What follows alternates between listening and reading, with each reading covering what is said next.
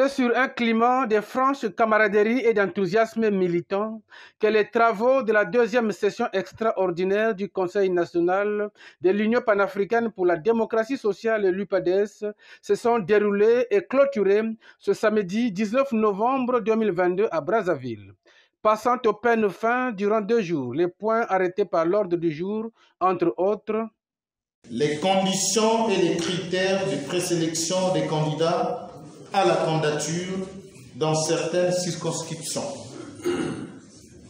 l'indiscipline de certains camarades ayant choisi de battre publiquement campagne contre les candidats du parti au profit des adversaires politiques, l'émiettement ou la dispersion des voix par les éminents cadres du parti qui se sont portés candidats indépendants contre les candidats régulièrement investis par le parti. La non-maîtrise du vote des militaires, devenu un facteur de fraude électorale. Les membres du Conseil national, après des débats nourris entre eux, ont arrêté plusieurs conclusions rendues publiques dans ce communiqué final. Réviser la carte politique du parti. Redynamiser les structures intermédiaires et de base du parti sur l'ensemble du territoire national.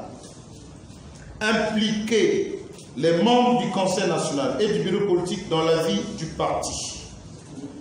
Organiser une campagne nationale d'adhésion. Former les militants dans l'animation de la vie du parti. Imprimer la discipline au sein du parti, notamment dans le choix des candidats et pendant les campagnes électorales. Le premier secrétaire de l'Union panafricaine pour la démocratie sociale, Pascal Ntsachimabiala, clôturant les travaux de ces assises, a salué la qualité des échanges entre les membres du Conseil national avant de dire ce qui suit.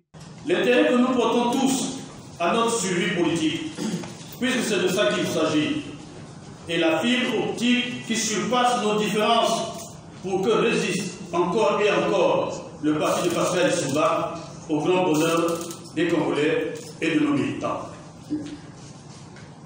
Je comprends aussi la colère, les frustrations qui nous caractérisent de n'avoir pas atteint les objectifs fixés lors des dernières échéances électorales. Toutefois, le plus important n'est pas abdiquer pour continuer à exister. C'est en frappant chaque jour sur une pierre qu'on parvient à la tailler, à lui donner la forme que l'on veut. Le parti de l'ancien président de la République, Pascal Lissouba, a un devoir historique envers le peuple congolais, celui du rétablissement de la démocratie, a dit Pascal Ntsachimabiala, qui a prêché la discipline et l'unité au terme des travaux.